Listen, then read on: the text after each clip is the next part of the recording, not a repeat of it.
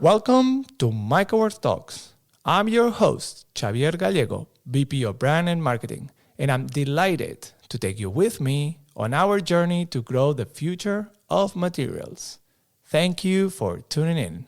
Today, we will talk with Patrick Thomas, former CEO of Hermès and currently member of the board of directors here at MycoWorks. We will discover what luxury and excellence mean to him. We will get to know a few anecdotes of when he was the CEO of Hermès and get his thoughts around the future of alternative materials and Reishi. So stay tuned. Let's get started.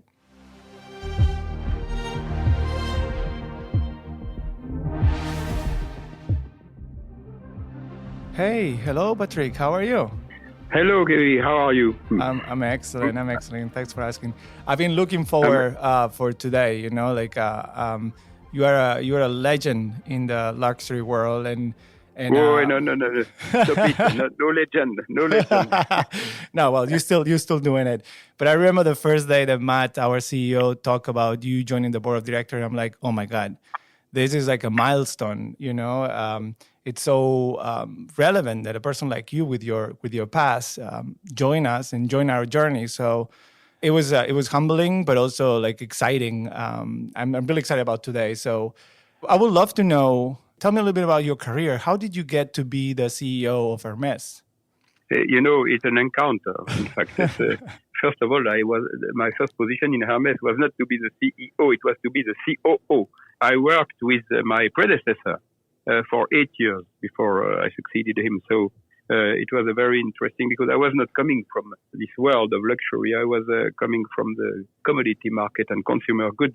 And so I was very fortunate to learn luxury from my predecessor, who was he was a legend in the luxury good, Jean-Louis Dumas, much more than I am. And I learned a lot from him, in particular in terms of vision. And then I succeeded him when he retired. And but I never changed his vision. I changed the management methods. I changed the processes and things like that. It worked very well. But I always followed the vision that he had, which we are going to discuss. How important is it for a company in general, but for a luxury company, to have a vision? Vision is absolutely key because you have to know where you want to go, and that's exactly like if you sail.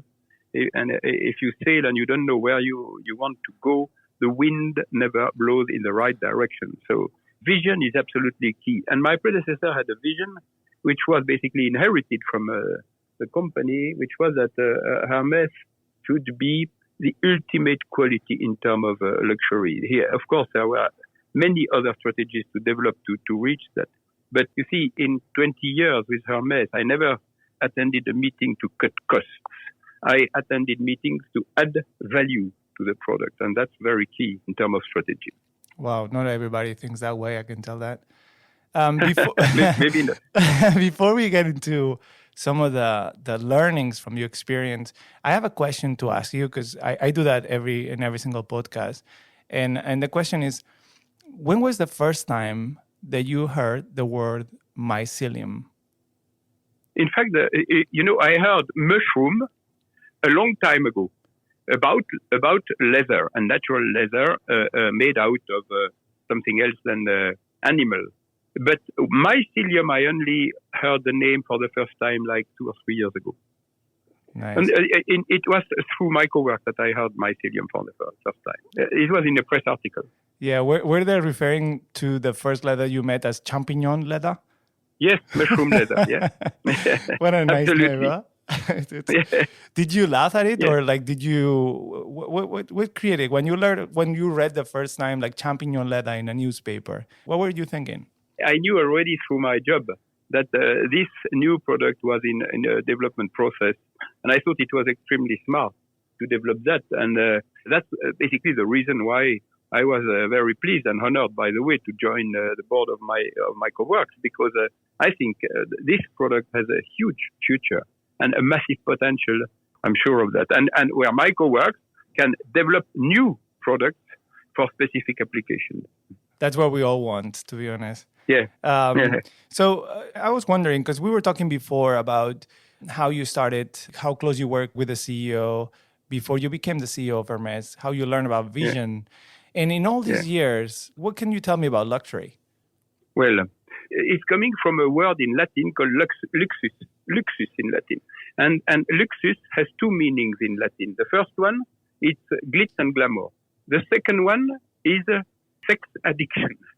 So basically, I like neither, and that's why I don't like luxury. And maybe I will surprise you, but I don't live in luxury. I hate luxury. I'm not interested in luxury because I think we should replace luxury by excellence, by quality, by the search for excellence, and by quality. Because what is it? In fact, it's every human being is trying to upgrade and improve the quality of his life.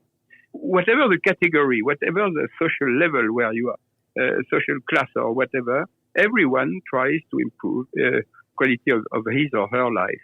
And luxury produces products from everyday life, but luxury adds to the product a content of pleasure of usage, pleasure of the senses, pleasure of the touch, pleasure of the smell, pleasure of what you can see. And basically, we add pleasure to the day-to-day life of the people who are customers of luxury goods. But now, today, you have luxury in every product category. Yes. So that's why I don't like so much luxury, but I think we should talk more about excellence or search for excellence.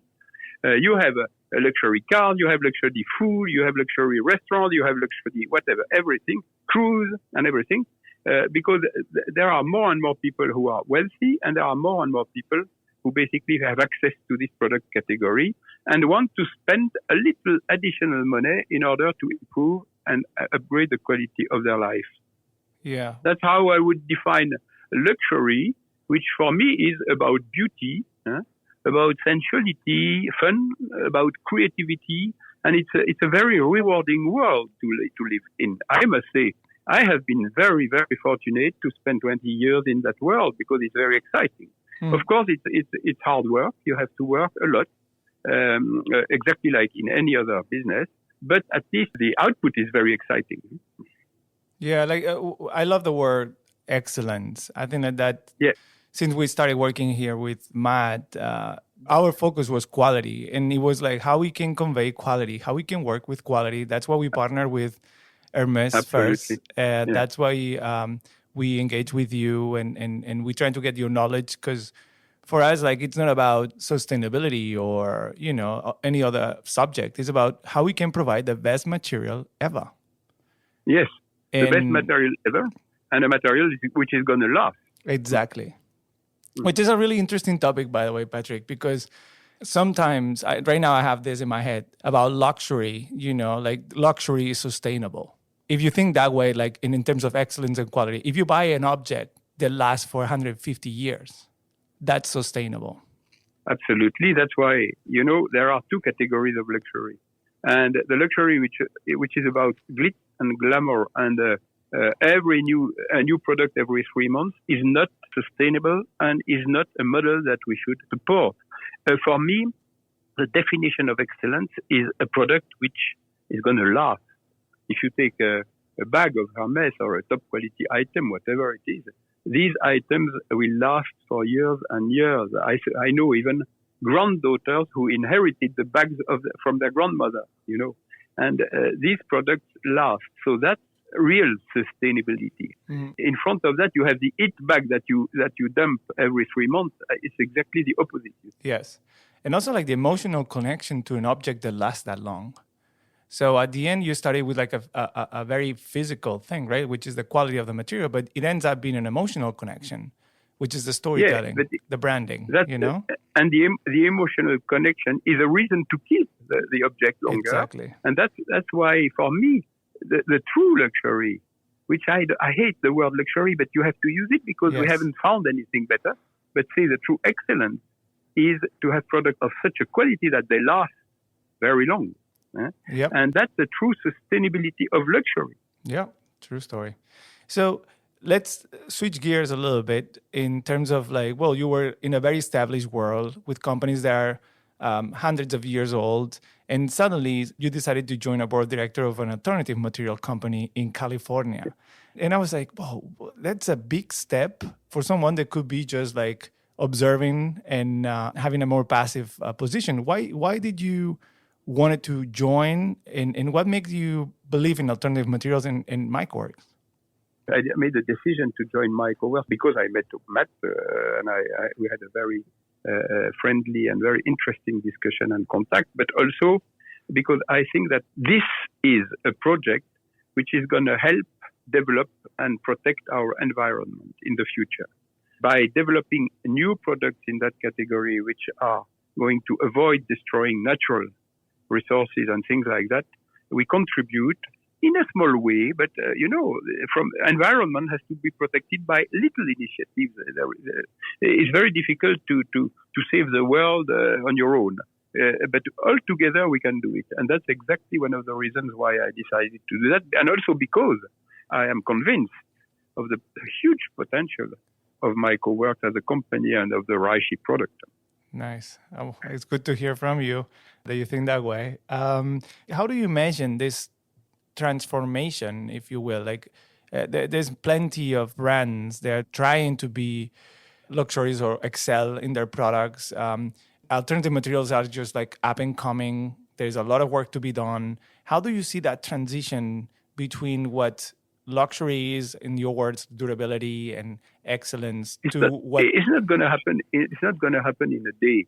Basically, people will become more and more conscious of the need to protect our environment and to use materials which do not destroy natural resources.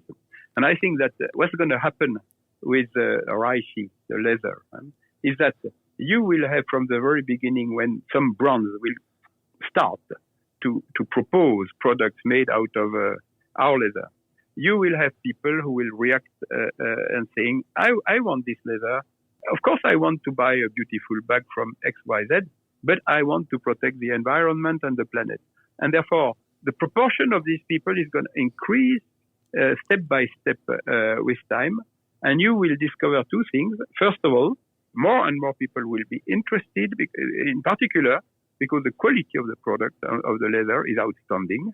And basically the end product that you make, the bag or whatever you make with it, is of a similar level of quality and durability as with an animal leather. But the second thing is that there is a meaning, a sense that people will love it.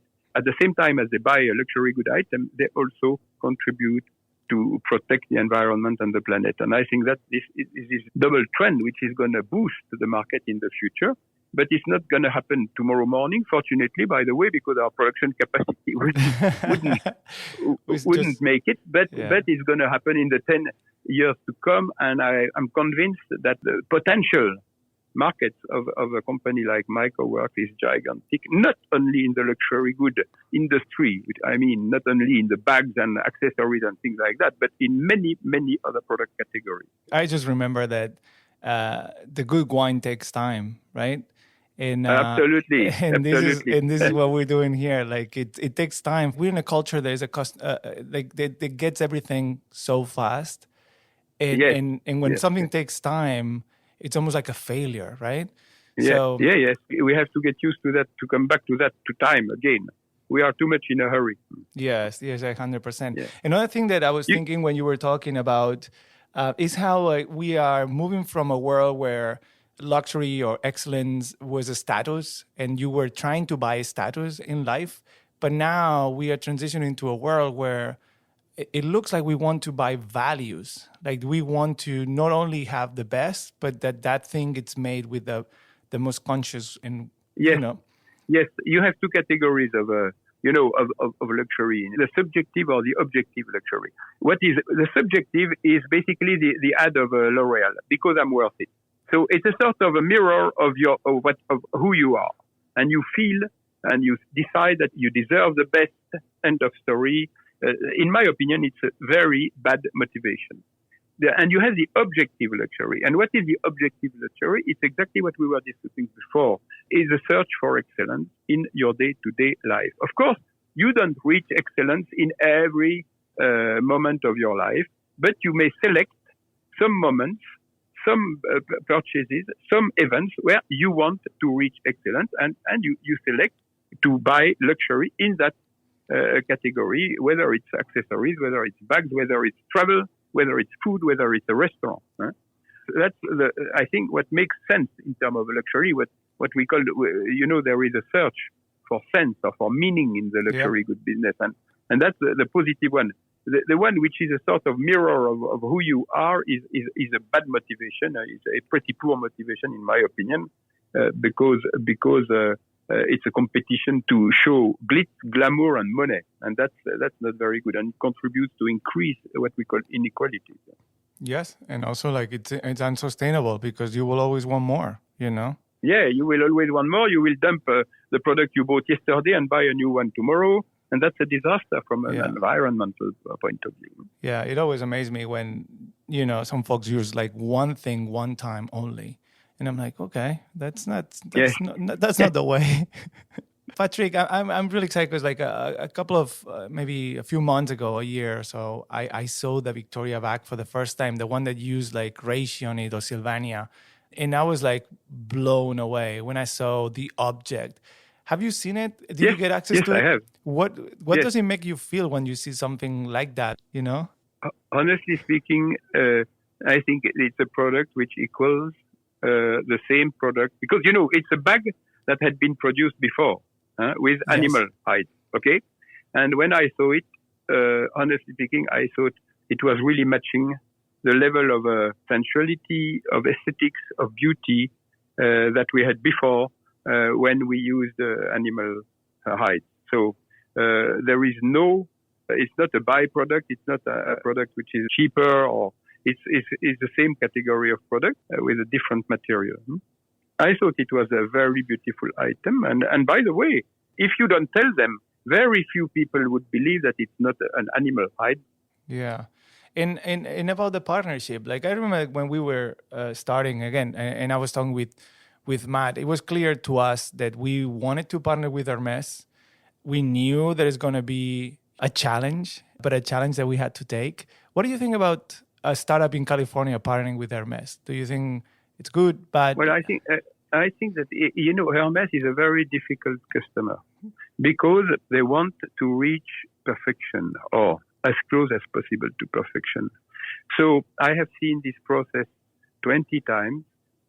You have to work hard and very hard to fine-tune the final product, and then when the product is finalized and is agreed by Hermès, then I think it will be a success story. But they cannot take a chance of having a bag which is going to last, which is going to be the same quality as the bag they are making for the moment out of animal hide. So they are going to be very demanding, but after that, they are very loyal and very faithful customers. So. Yeah, well, it's been a journey, but I remember being there, meeting the people, seeing the atelier in Paris, and I was mind blown. You understand what you are saying when you see how much everybody cares and everybody it's proud. You see the care they put in the production of a bag which can last from 15 to 20 hours. So you see that, and it's you understand why they are so demanding in terms of raw material quality.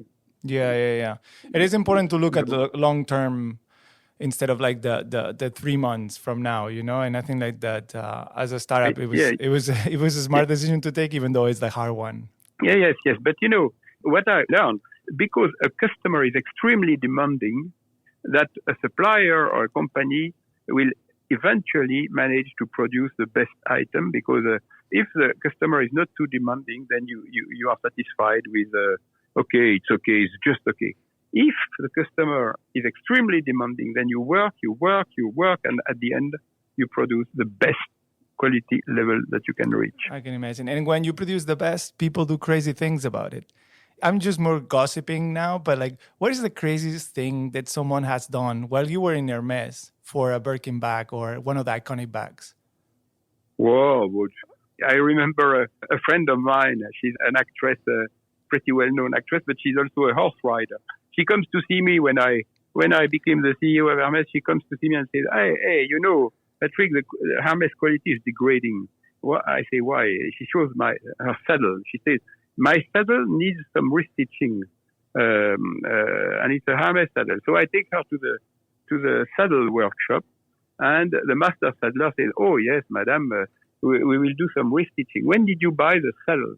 So she said, because we have a big books. Now it's a computer, but at the time it was still a book where every saddle is registered and we follow when we repair and everything. So when did you buy the saddle? Oh, she said, I never bought it. In fact, I inherited the saddle from my mother.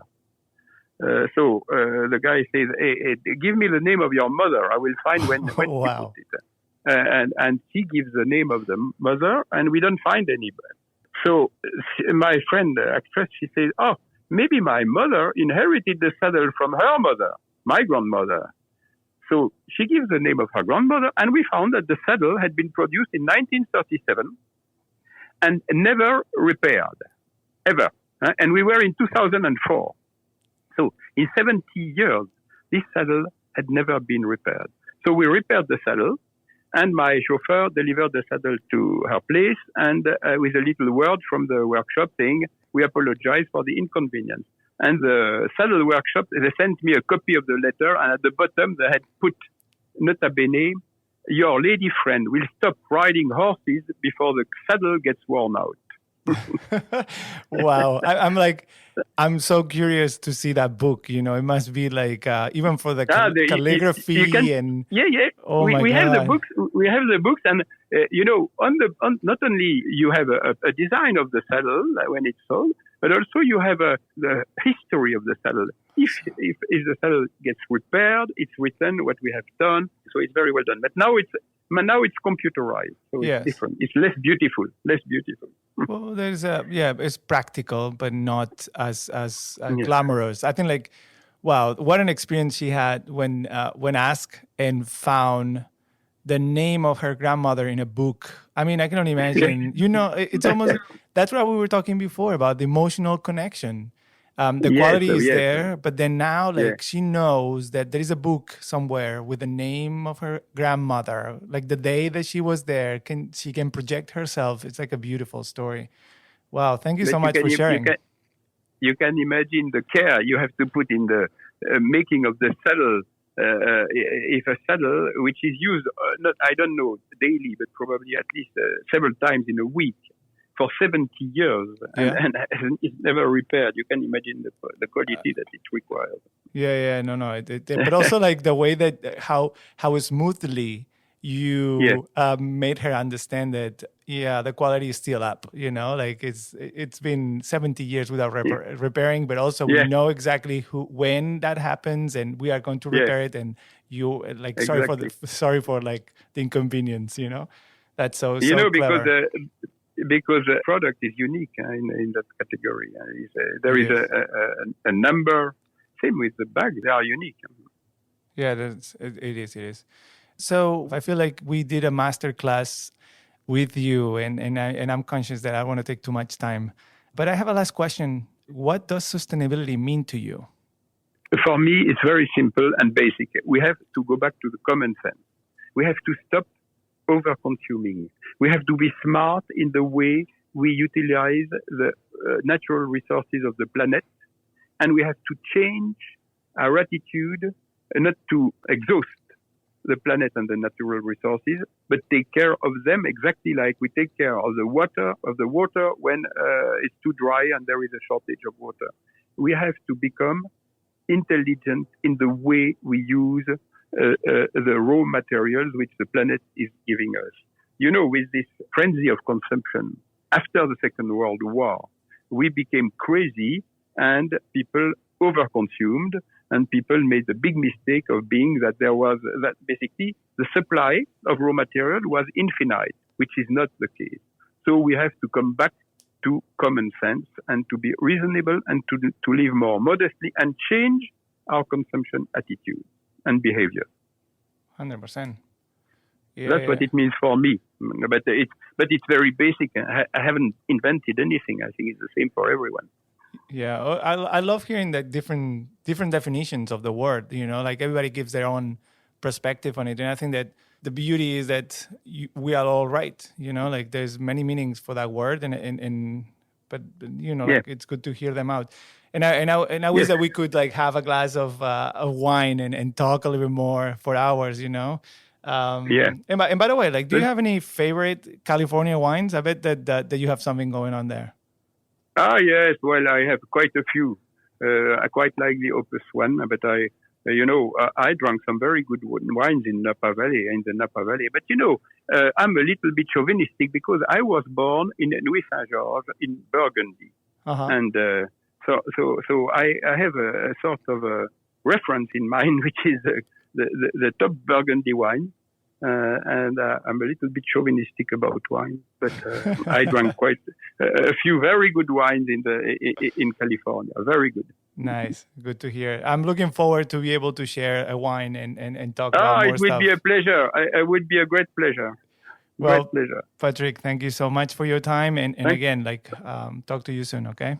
Thank you. See you soon. Bye bye. Bye. Au revoir.